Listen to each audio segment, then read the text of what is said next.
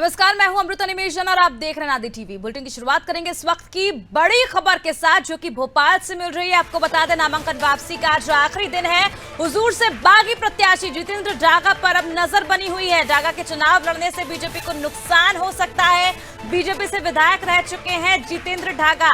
BJP में रूठे नेताओं को मनाने का फिलहाल दौर जारी है। मोहम्मद सऊद, आमिर अकील मना रही है कांग्रेस और नसीर इस्लाम को भी मनाने में लगातार कांग्रेस जुटी हुई है। साथ विधानसभा में 115 उम्मीदवार मैदान पर हैं। तो इस वक्त की बड़ी खबर आपको बता रहे भोपाल से, जहां नामांकन वापसी का आज आखिरी दिन है। हुजूर से बागी प्रत्याशी जितेंद्र डागा पर सबकी नजरें टिकी हुई हैं। अब देखने वाली बात होगी, क्योंकि लगातार जितेंद्र डागा को मनाने का प्रयास जो है दोनों ही पार्टियों की तरह से की जा रही है। हमने देखा था किस तरह से नरेश ज्ञानचंदानी उनके दफ्तर पहुंचे थे, उनके पैर छूने लगे थे, उन्हें मनाने के जो तमाम प्रयास हैं वो किए जा रहे हैं। कमलनाथ ने भी उनसे बातचीत की है और अब देखिए किस तरह से जो प्रत्याशी हैं बीजेपी की ओर से और विधायक हुजूर से रामेश्वर शर्मा भी उनसे मिलने पहुंचे थे, मुलाकात उनसे की थी। उन्हें समझाने का प्रयास लगातार किया जा रहा है और उनसे दरख्वास्त की जा रही है कि वो अपना नाम जो है वो वापस ले ले, क्योंकि आज नामांकन वापसी का आखिरी दिन है। डागी के चुनाव लड़ने से बीजेपी को नुकसान हो सकता है। बीजेपी से विधायक रह चुके हैं जितेंद्र डागा। बीजेपी में रूठे नेताओं को मनाने का फिलहाल दौर जारी है। मोहम्मद सऊद, आमिर अली कांग्रेस मना रही है लगातार इन्हें और नासिर इस्लाम को भी मनाने में जुटी हुई है कांग्रेस।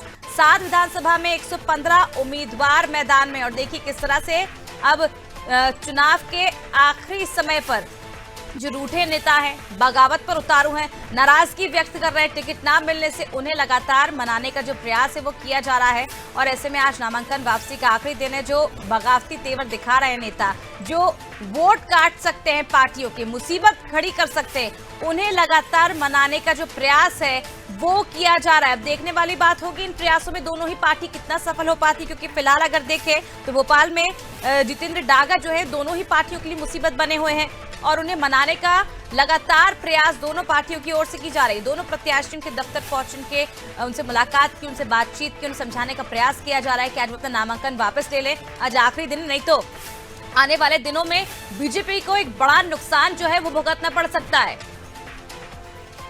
चलिए, इस वक्त हमारे साथ संवाददाता,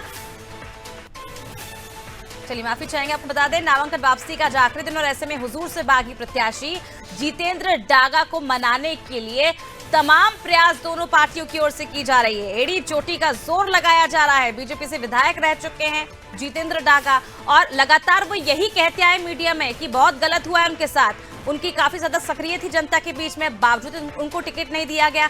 सर्वे में भी उनका नाम सबसे पहले था, उसके बाद भी उनको टिकट नहीं दिया गया। बीजेपी छोड़ के वो कांग्रेस में गए थे इसी उम्मीद से कि उनको टिकट दी जाएगी, वहां से भी उनको टिकट नहीं दिया गया और अब उन्होंने ये फैसला ले लिया है कि वो निर्दलीय चुनाव लड़ेंगे और इसी के डर से अब दोनों पार्टी जो है वो लगातार उन्हें मनाने का जो जद्दोजहद है, जो प्रयास है वो लगातार किया जा रहा है। चलिए, इस वक्त हमारे साथ संवाददाता शबाना बानो जुड़ चुकी है।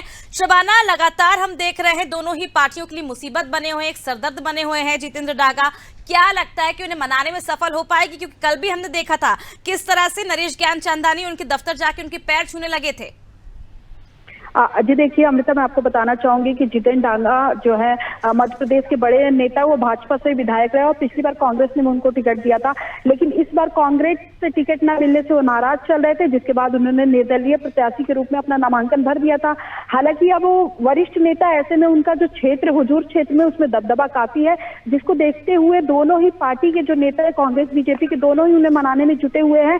अगर मैं आपको बताऊं, पिछले कल की बात करूं तो कल रामेश्वर शर्मा भाजपा नेता उनको मनाने उनके आवास पहुंच गए।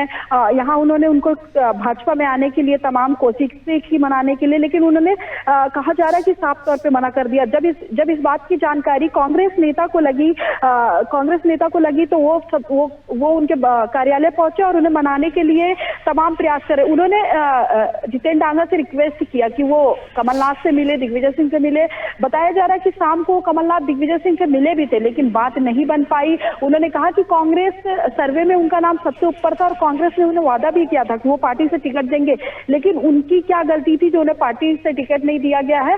फिलहाल आज नामांकन का आखिरी दिन है, ऐसे में अगर वो 3 बजे तक अपना नामांकन वापस लेते हैं तो ये दोनों ही पार्टी के लिए राहत की बात होगी। नहीं तो वो उस क्षेत्र के वरिष्ठ नेता है और उनका सर्वे में भी उनका नाम दोनों ही पार्टी के आधार पर नंबर 1 पर रहा, तो कहीं ना कहीं दोनों ही पार्टी को नुकसान होगा। और शायद जब वो निर्दलीय प्रत्याशी के रूप में अपना नामांकन भर चुके हैं और वो अभी तक इस बात से भी नहीं माने हैं कि वो प्रत्याशी जो है वो वापसी करेंगे, लेकिन शाम तक 3 बजे तक अगर उनका फैसला कुछ बदलता है तो ये देखने वाली बात होगी कि वो किस पार्टी की तरफ अपना झुकाव करेंगे, किस पार्टी की तरफ आगे बढ़ेंगे और किस पार्टी को अपना समर्थन देंगे। ये बड़ी बात होगी। लगातार हम देख रहे हैं कई टीवी चैनलों से भी उन्होंने बातचीत की और लगातार मीडिया के सामने आकर यही कह रहे हैं कि उन्होंने काफी मेहनत की, जनसंपर्क बढ़ाया और काफी दबदबा भी उनका है और सर्वे में उनका नाम सबसे पहले था। तो आखिर जो दोनों ही पार्टी उन पर विश्वास नहीं जताया। जी देखिए, वो भाजपा से 5 साल पहले ही वो सदस्यता छोड़ चुके थे, लेकिन कहीं ना कहीं अब भाजपा इस बात को जानती कि अगर वो पिछली बार हुजूर विधानसभा जीत कर आए हैं तो कहीं ना कहीं उनका दबदबा है, मतलब वो विधायक रहे हैं तो कहीं ना कहीं उनका जो स्थानीय जनता उनको मानती है, उनको चाहती है। तो ऐसे में कोई भी किसी भी विधायक को इसलिए भी नहीं छोड़ता कि शायद किसी की वजह से थोड़ा सा प्रॉफिट पार्टी को मिल जाए। तो दोनों पार्टी में रहे हैं, दोनों पार्टी उनको समझते, दोनों पार्टी उनके काम को जानते हैं, तो कोई भी, चाहे वो भाजपा की बात कर लो चाहे आप कांग्रेस की बात कर लो, दोनों ही पार्टी उन्हें छोड़ना नहीं चाहेगी। वो जिससे भी पाले में जाते हैं, कहा जा रहा है उस पार्टी को फायदा पहुंचा सकते हैं। अगर वो निर्दलीय प्रत्याशी के रूप में भी अपना चुनाव लड़ते हैं तो कहीं ना कहीं वो फायदे में ही रहेंगे। ऐसे में दोनों जो पार्टी है वो उनको मनाने की कोशिश कर रही, लेकिन फिलहाल तक की जानकारी के अनुसार वो दोनों ही पार्टी के जो उनका जो पक्ष रख रहे हैं, जो उनसे बातचीत कर रहे हैं, वो दोनों ही पार्टी में अभी भी उनका मनमुटाव चल रहा है। दोनों ही पार्टी से उनकी कोई बातचीत नहीं बन पाई है, लेकिन 3 बजे के बाद अगर वो नामांकन वापस लेते हैं तो किस पार्टी की तरफ वो आगे बढ़ेंगे, ये सबसे बड़ी बात होगी देखने की। बिल्कुल शबाना, लेकिन सवाल ये भी उठता है, ये भी कहा जा रहा है कि अगर वो नामांकन वापस नहीं लेते हैं तो कहीं ना कहीं बीजेपी को एक बड़ा नुकसान हो सकता है और लगातार रामेश्वर शर्मा जो है उन्हें मनाने में जुटे हुए हैं। क्या लगता है अगर वो बीजेपी में वापसी करते हैं तो क्या इसका फायदा आने वाले चुनावों में बीजेपी को मिलेगा?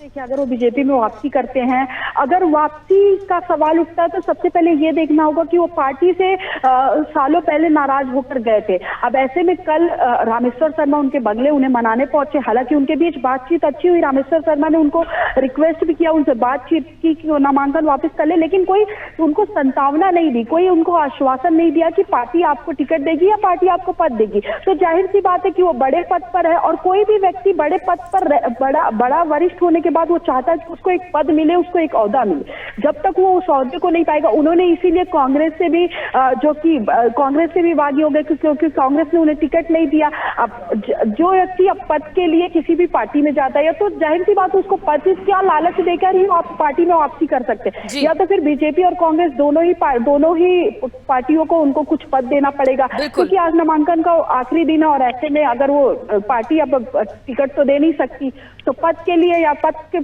चर्चा होगी या फिर कांग्रेस या बीजेपी कोई भी एक पद देकर उनको अपनी पार्टी में ला सकते हैं। लेकिन अभी फिलहाल उन्होंने कोई डिसीजन नहीं लिया इस बारे में, लेकिन शाम तक अगर जो भी डिसीजन होगा वो देखने वाली बात होगी। बिल्कुल देखने वाली बात होगी। शबाना, आखिर क्या निर्णय वो लेते हैं, क्योंकि एक बड़े ओहदे पर रह चुके हैं, पूर्व विधानसभा हुजूर सीट से पूर्व विधायक रहे हैं और ऐसे में देखने वाली बात होगी। जितेंद्र डागा को लगातार बीजेपी कांग्रेस की ओर से मनाने का प्रयास किया जा रहा है, आखिर कौन सफल हो पाता है, किसको इसका बेनिफिट मिलेगा आने वाले चुनावों में, ये देखना दिलचस्प होगा। बहुत बहुत शुक्रिया शबाना तमाम जानकारी के लिए। बता दें आपको नामांकन वापसी का जो आखिरी दिन है, हुजूर से बागी प्रत्याशी जितेंद्र डागा पर सबकी नजरें टिकी हुई हैं। डागा के चुनाव लड़ने से बीजेपी को भारी नुकसान पहुंच सकता है, जिसके तहत लगातार बीजेपी की ओर से उन्हें मनाने का प्रयास किया जा रहा है। देखने वाली बात होगी क्या बीजेपी इसमें सफल हो पाती या फिर कांग्रेस इसमें सफलता हासिल कर पाती।